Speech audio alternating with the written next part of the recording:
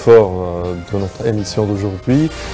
C'est quoi faire pour vraiment célébrer le plus ces jours bénis de Eid al-Adha ou du Grand Bayram. Et avec nous pour parler de plus, nous avons Dr Magda Amer, prédicatrice. Bonjour. Bonjour et bonne fête. Bonne fête à vous également. Tout le monde. Bonjour Dr Amer. Bonjour.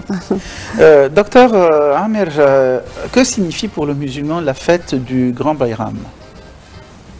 Voilà, c'est une question assez importante parce que la fête musulmane est complètement différente des autres fêtes en quelque sorte, car déjà la veille de la fête, on répète Allahu Akbar, la ilaha illallah. Alors, tout le monde approuve la grandeur d'Allah subhanahu wa ta'ala et qu'il n'y a pas de divinité avec Allah. La ilaha illallah. Les hommes proclament à haute voix et les femmes à voix basse. Et voilà, c'est déjà la veille. Bon, le matin, à peine après la prière de l'aube, on a une prière de la fête. Et on répète les mêmes paroles. Et en éveillant nous la grandeur d'Allah, subhanallah. Et ensuite, fasalli li rabbika wanhar. Et immédiatement après la fête, on immole la bête. Je veux juste signaler quelque chose, que la fête en islam, c'est la récolte du fruit de notre bonnes œuvres pendant les jours précédents avant la fête. Que ce soit la fête après le ramadan, on a avant la fête du ramadan, on a 10 jours intensifs d'adoration sincère. Et ainsi, avant, pareil, la fête du Bayram, on a 10 jours intensifs de premier jour de Zulhijjah, d'adoration sincère. Et même, ça a été cité dans le Coran, Wal Fajr wa layalin ashr, wa shafa'i wal watr. Alors, layalin ashr, c'est Wal Fajr, Allah il jure par la prière du Fajr, de l'aube, et ensuite par les 10 jours. Et les savants, ils ont interprété ces 10 jours, soit que ce soit les 10 nuits du Ramadan, le dernier jour du Ramadan, avant la fête, ou bien les 10 jours de la journée de Zulhijjah qui sont juste avant le Bayram. Alors, pendant ces 10 jours, puisqu'on parle du Bayram, on a le bon croyant, il a énormément à se dévouer et à adorer Allah avec sincérité, car il sait qu'il pendant la fête, il va vraiment récolter le fruit de cette adoration sincère. Le fruit, c'est énorme. Ça peut être, tous ses péchés sont expiés. Tout le monde souhaite évidemment. Il sera parmi ceux qui sont affranchis de l'enfer ce jour-là. Et subhanallah, Allah nous pardonne pour nos péchés. Et aussi, ses prières sont exaucées. Alors, notamment, surtout le jour non seulement les 10 jours, mais surtout pendant le jour de Arafat, oui. C'est le jeûne pendant le jour de Arafat. Le prophète, sallallahu alayhi wa sallam, il a dit, expie les péchés d'une année précédente et d'une année suivante. Alors, évidemment, chacun, il essaie de se recueillir pendant ce jour-là, d'implorer le pardon d'Allah. Et pendant les 10 jours précédents aussi, il fait comme une retraite spirituelle, pendant laquelle il essaie de lire le Coran, de jeûner les 10 jours, car le prophète sallallahu alayhi wa sallam, il a dit que le jeûne et le Coran, ils intercédèrent, Inch'Allah, le jour du jugement auprès du bon musulman. À côté de ça, il essaye de multiplier ses bonnes œuvres, que ce soit la prière avec quiétude, que ce soit la générosité, de donner plus, d'être plus généreux aux nécessiteux, de solidariser ses relations avec les liens de parenté, visiter les malades, et surtout purifier son cœur, car la véritable fête, c'est quoi? C'est la purification du cœur. Allah nous récompense par une joie intérieure dans le cœur qui nous comble, et ceci par la réconciliation avec les autres. Quand on a des conflits avec quelqu'un avant les fêtes, il faut absolument essayer de se réconcilier, de faire de son mieux pour avoir des bonnes relations, et on débute notre fête par évidemment le sourire, car le prophète sallallahu alayhi wa sallam, il a dit tabassumaka liwajhi akhika sadaqa. Alors, c'est un acte de charité d'avoir le sourire. Alors, au moins, un minimum, le jour de fête, avoir le sourire à son voisin, à tout le monde, aux pauvres, aux nécessiteux, à la famille, et répandre vraiment la joie. Car la fête pour nous, c'est une expression de jouissance. Déjà parce que, alhamdoulilah, on s'est dévoué pendant les jours avant la fête, et puis aussi parce que c'est un jour de jouissance, de paix, de fraternité, d'expression de fraternité, d'unité.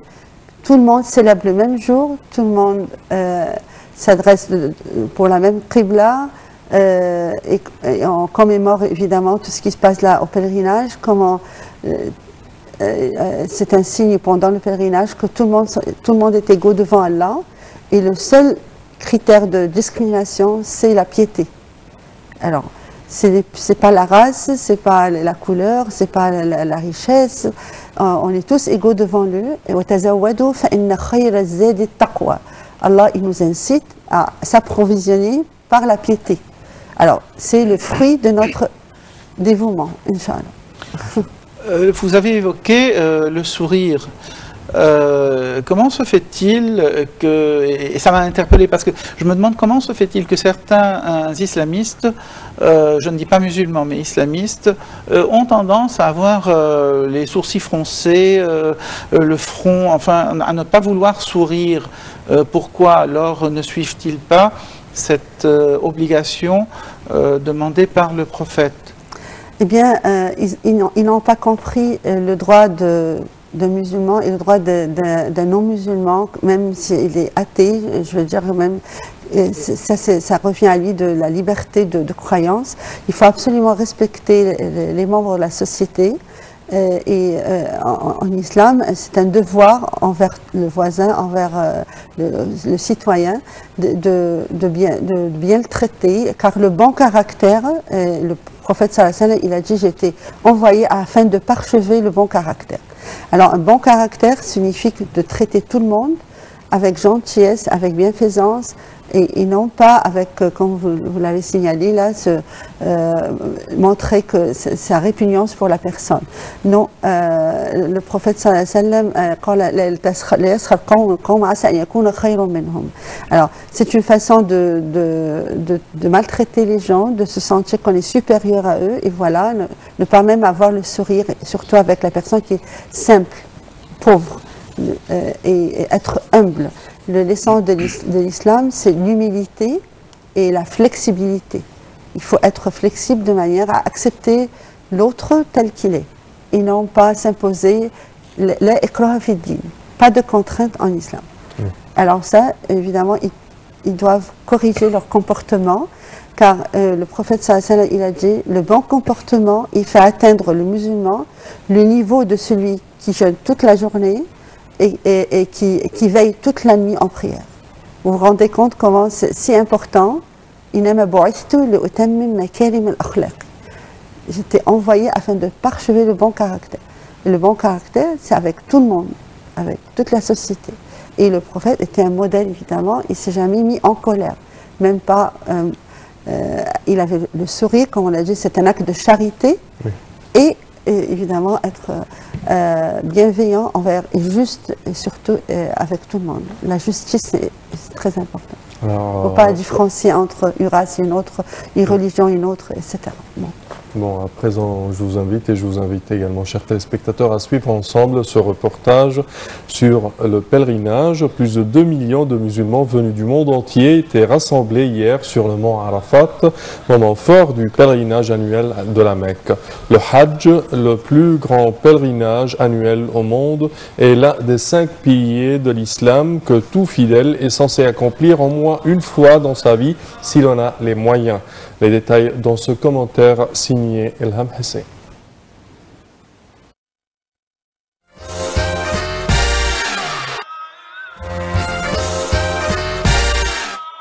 Alors Magda, pouvez-vous nous parler un tout petit peu du concept de l'immolage en islam, parce que on comprend mal quelques, je dirais, rituel de l'immolage pendant l'Aïd? En fait, il y a des conceptions erronées autour de ce sujet concernant, on répète que c'est inhumain d'égorger le mouton et qu'on n'a pas de miséricorde, de rahma, tout ça envers l'animal. J'aimerais bien, ils veulent même sensibiliser l'animal en lui donnant une injection d'anesthésie avant. Enfin, on parle de plusieurs articles de ce sujet, mais j'aimerais bien développer ce sujet et surtout les recherches qui ont été effectuées par le professeur Schulz en Allemagne. C'est une recherche fantastique qui prouve que la façon d'égorger en islam est très saine pour la viande d'une part, et envers l'animal, il ne ressent absolument rien d'après la recherche. Voilà, ça commence par, ils ont pris deux moutons et ils ont appliqué des machines EEG, c'est une machine pour mesurer les radiations du cerveau et l'état du cerveau, et le ECG, c'est un autre appareil qui est appliqué au niveau du cœur, pour voir l'état du cœur avant et après l'égorgement. Qu'est-ce qui se passe? Alors, on a vu que lorsqu'on égorge de la façon musulmane, d'abord l'animal, il ne faut pas l'égorger devant un autre, il faut absolument il faut perfectionner la façon dont on égorge d'un seul coup, il faut que ce soit vraiment quelqu'un qui a l'expérience. Et qui ne voit pas la lame quand même. Comment? Qui ne voit pas le couteau.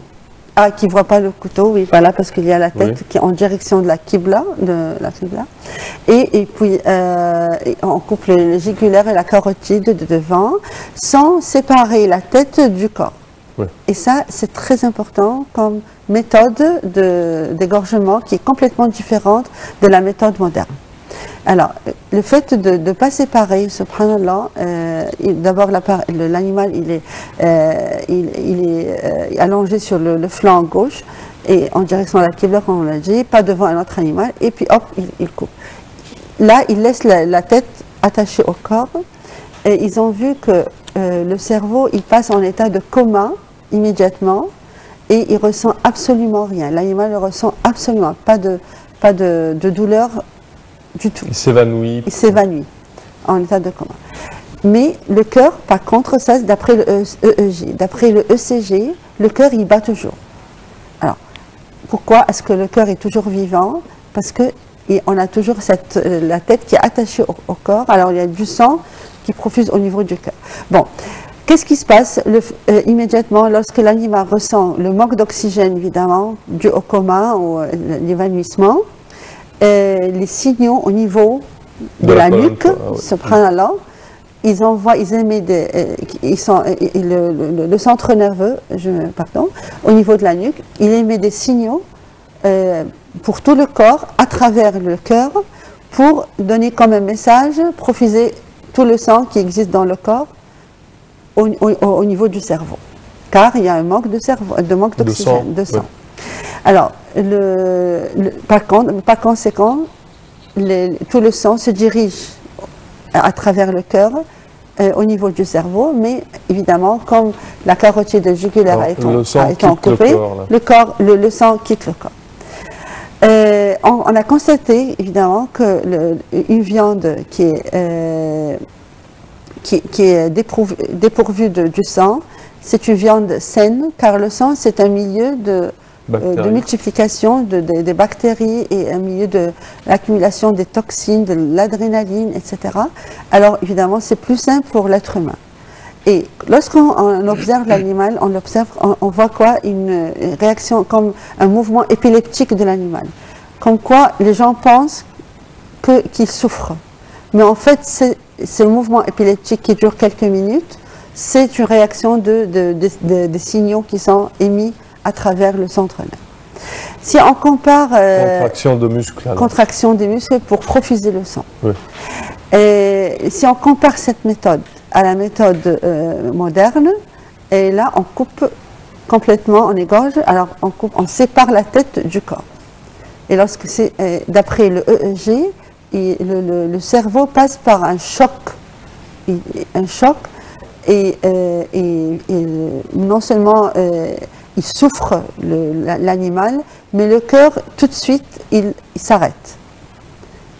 Par conséquent, lorsque le cœur s'arrête, la membrane péritoniale qui est autour de l'intestin, une rupture a lieu à ce niveau-là. Et évidemment, comme on le sait, à l'intérieur de l'intestin, on a tous les micro-organismes qui commencent à voyager, à se diriger vers tout le corps de l'animal. Et ainsi, la viande ou la chair de l'animal est imprégnée du sang qui est riche en toxines, en micro-organismes, même de l'intestin. Oui. Alors, évidemment, elle n'est pas aussi saine. Et non seulement ça, mais l'animal aussi, d'après le EEG et d'après la recherche, on a prouvé qu'il souffre, qu'il passe sur l'effet du choc. Oui. Alors, subhanallah, quand on pense, l'instruction divine, c'est pour notre bien-être. Il ne faut pas accuser en quelque sorte l'islam comme quoi une religion qui est loin d'être inhumaine, loin d'être sans miséricorde. C'est un ordre divin qui a été révélé par l'archange Gabriel au temps de en commémore en tout cas côté profane, moi je dirais plutôt vaut mieux ne pas manger de viande du tout. Non, Omar ibn Khattab, le compagnon, il a dit il faut être modéré quand on mange de la viande, car c'est pas une bonne chose ça augmente le cholestérol. Merci beaucoup, docteur Magda Amer, vous êtes prédicatrice. Merci beaucoup pour votre intervention.